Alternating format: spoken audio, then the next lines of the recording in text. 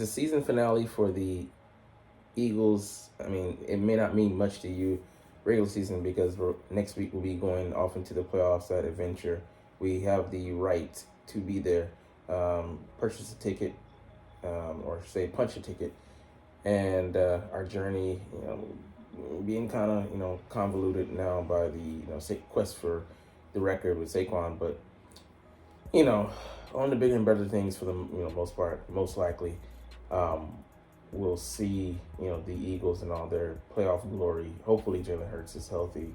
That's a concern because he's still in concussion protocol, but for the most part, you won't be seeing the guys you've been seeing the past 17 weeks in the screen caps. We'll be seeing the backups, the scrubs, the second stringers, the guys who aren't good enough to be starting, or maybe they are, and we shall see because they will get a lot of playing time today. But anyways, let's chop it up and get into it. What's up, it's your boy Cintron. Come back into another analysis video, and kid you not, that's my real name. Eagles Giants preview. I mean, let's be real. They're playing for a pick that they shouldn't be playing for. They should be, tanking for. But anyways, 5 things to watch. The Eagles are locked to the number 2 seed, so this doesn't affect us in any kind of way, really. But there are young players worth watching in the regular season finale. So we might finish 14-3, but we won't be the same because we had a chance to be in a position to grab that number 1 seed. We slipped up 2 times too many, and that's the ball game. This guy right here, though, you might see him. So Tanner McKee, definitely going to, I believe, see him out in front, get all of the, if not most of the snaps at number 1, and we'll see what he can do. He's a tall, strong-armed, 6 foot, I think maybe 6 quarterback out of Stanford that plays on time, gets the ball out of his hands, gets to his playmakers. But who will those playmakers be? Because it won't be Devonta Smith, it won't be A.J. Brown. We'll most likely see Johnny Wilson, Anaya Smith get those extended reps, burn. Maybe Covey if he's healthy enough to go, but other than that, I haven't in the slightest who he's going to be targeting because those guys are not of the same ilk, and how his numbers going to look, when he's not playing with the superstars like he was, just playing pitch and catch with bona fide, NFL superstars versus, a decent guy and Bland, but a backup and Will Smooth. I keep saying that, he's not the guy that shot Lincoln. But he did get shots fired in his direction. He did not return fire. But he has a tight end as well. Uzomah's, I think he's going to go on IR. So might be Grant Calcaterra. He probably might not play as well. So it might be seeing I think EJ, and then whoever else they're stashing on the practice squad. So maybe a lot of call ups because they can. They have an unlimited number of call ups in the playoffs, but the guys that are up to 3 or, haven't exhausted theirs, they might, bring him up. We'll see. Anyways, Will Shipley, this guy, man, he ran a 4.39 at the combine, which, this play you can see a little bit of his burst and explosiveness, but he's most likely, for the most part, a straight line runner. Doesn't give you much wiggle. And that was a detriment for me. I was like, I wanted Isaac Grando, my friend, though. Tyron Shipley would have been another nice pick, but we decided to go other directions and prioritize other positions, and therefore we were not able to grab him. But Shipley came in the 4th round, and we just haven't been able to see, what he's been about. You see this play here where he, he burst up, the middle. This would have been a touchdown for him.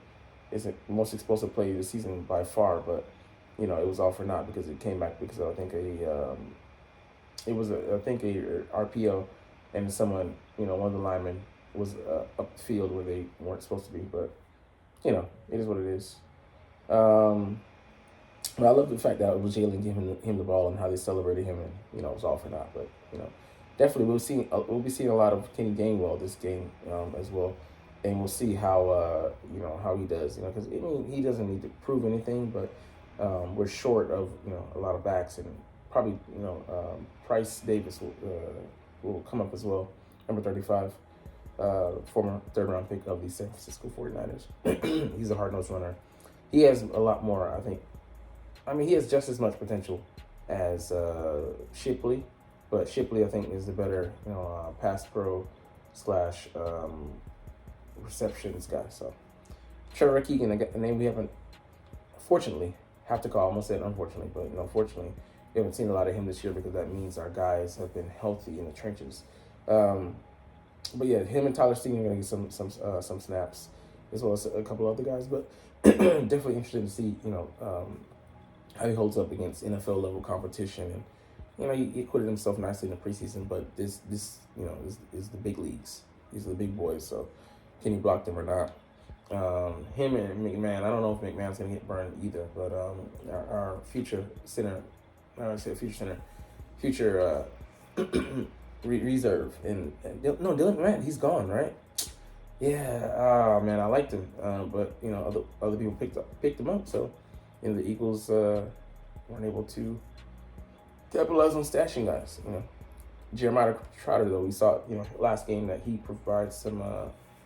He provides something when he comes in the game. It's not a nothing burger, and he's gonna get a lot of snaps. So only played 51 defensive snaps so far this year, and 23 came last week, which is nice because it was a blowout. Some live action against that Dallas starting offense, and he's above I think most his rookies, his class I should say, but in the future can rely on him. I hope we don't go this foolish route and it's shoot Zach Bond for this guy because we don't know what he's going to become, what he is, just to go the cheap route. Swallow that that pride. Have at least one linebacker that is worth their salt. We're not saying N'Kobe isn't, because N'Kobe's proved that, without a shadow of a doubt, this season. But I'm saying, you gotta start paying these guys. At the very least, you gotta pay at least one guy. And N'Kobe doesn't, he's not up for a contract, I think, until next year. So we'll see how that goes. But yeah, I just don't want to miss. And yeah, if the Giants win, they mess up their draft pick more. Go from maybe 4 to maybe 7 or something like that. So it'd be great for them. Anyways, second part of our video that we always do. 5 questions and answers with the Week 18 enemy. That would be the New York Giants. And let's see, from the perspective how things look, and then project as well. All right, guys. So let's see. Would it have been especially annoying for Giants fans to see Saquon Barkley break the NFL's single season record in this game, or are fans too numb at this point to really care about what he does? No. It would have been the perfect knife to the heart and just the perfect twist to sever all the the arteries and just incapacitate the body and make sure that it was completely left for dead. But alas, that's not going to happen. But yeah, that would have hurt. And then most of all, not just fans, ownership. I want to see Morrow's face in the booth. I want to see and hear Tiki Barber comment on the game and him have to begrudgingly give Saquon his flowers. He said he was dead to him and dead to all New York fans and media and that squad. That being said, it's not going to happen unless Nick pulls strings and has a 12th hour 11th hour change of heart. But yeah, man, it's already bad enough they saw him go to enter the 2K club and then got used the way he was used and running in front of one of the best lines, and proved that he was not washed. He was well worth $12 million, and just more than that. I would have given him $15 million. But that being said, and yeah, it's just a little bit more to add on to the pain of the Giants. And as an Eagles fan, I'm here for it. Number 2, are there any positives to take away from this Giants season? Any young players who provide hope for the future? Obviously, Malik Neighbors, but anyone else? I would agree. Tyron Tracy had 1,000 yards from scrimmage. He's a talented back. I wanted him on the squad. As did Philly Film Room, Nick Waters wanted him, but didn't happen. And there's some other guys. Theo Johnson, I wanted him on the squad. A talented tight end out of Penn State. Drew Phillips out of Kentucky, a talented guy, talented nickel corner, and Tyler Newman out of Minnesota, the second-round pick. I mean, just all good players. And they provide a foundation to build upon. Anytime you can hit on that number of picks in the middle rounds, or not considered the middle rounds. You're building a strong nucleus for your team. It isn't just in the glitz and glam of the first round road pavement hits the dirt. You gotta make sure that you are going past that, because those are the guys that it's easy to see. It's easy to say, hey, this guy is got the pedigree, or whatever. It's easy to hit those picks. It's hard to hit the picks that really matter. The majority that are not the powerhouse picks. Anyways, same for the Eagles. So I mean, like, who are you looking forward to? Let's see. Who are you looking forward to see him play this week? I'm looking forward to Moro Jomo and Thomas Booker, guys that should be, our red chip guys. Moving forward. Looking forward to seeing Keely Ringo get some extended burn, seeing Cooper DeJean get a little bit of burn, seeing Isaiah Rodgers get a little bit of burn, seeing Tristan McCullum get some burn, seeing Sidney Brown get some burn, seeing Johnny Wilson get some burn, seeing EJ Titan get some burn, seeing all the linemen, interior and exterior, check the skull, see if he's still, worth his salt. I'm forgetting a guy or two. I would love to see Ben Ramsey if he was healthy. It would have been another step, in the right direction for his progression. Bars. Damn, I got to think of the corner. What's his name? Eli Ricks. I want to see, if he's still worth a pick, worth being on this roster. So, a lot of guys. Number 3, I'm confident that the Eagles will look to see the Giants retain Brian Daboll and Joe Schoen. Do you think they'll both be back? I hope they are. But I think I'm confident that I could say I think they're both will be. That this season was an unmitigated, disaster that couldn't be helped given the tools that they had at their disposal. That being said, Daboll, I think, next year, if he doesn't get, produce results, he's going to be canned, which is just unfair to him because you canned Daniel Jones, you gave a contract, and it's just turmoil there in New York, and it's been for a while. And as an Eagles fan, I love it. As an outside observer, it's a travesty because they had, great winning football in New York for so many years, and it just dissipated.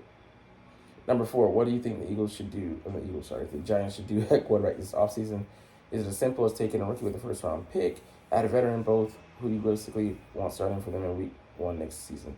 Sam Darnold has been the name that's floated as a veteran, and might come in if you luck into a situation where like the Vikings did this year. They drafted the future. I forget the kid's name, and then he gets hurt, with a knee injury. I think it was a MCL. He's out for the year. And Sam Darnold, reaches his potential with you guys, and then you're left with the conundrum: do you go with the immediate, or do you plan with the future with JJ McCarthy, so the quarterback out of Michigan? Man, those are rich man's problems. So the Giants, they had Dan Jones on the roster and they cut him, so Drew Locking that guy. So they're kind of starting at they don't even have a bridge quarterback. They're starting at 0, but that's their problem. Eagles, what should we do? Should we keep Kenny Pickett, or should we just deal him and put McKee at number 2 and then draft a guy like the Oregon quarterback to be our number 3 to learn behind him, but to be a kind of replica that, if Jalen were to get hurt, we could replicate some of that success that he has being a mobile quarterback in their offense. But anyways, I'm going to stop there because I know the truth of the matter is that you're not even watching, though. But it's all good because I love making these videos and I love talking about the freaking stinking Philadelphia Eagles. So we'll chunk the deuces officially. But as always, it's fly, Eagles, fly, and let's motherfucking go.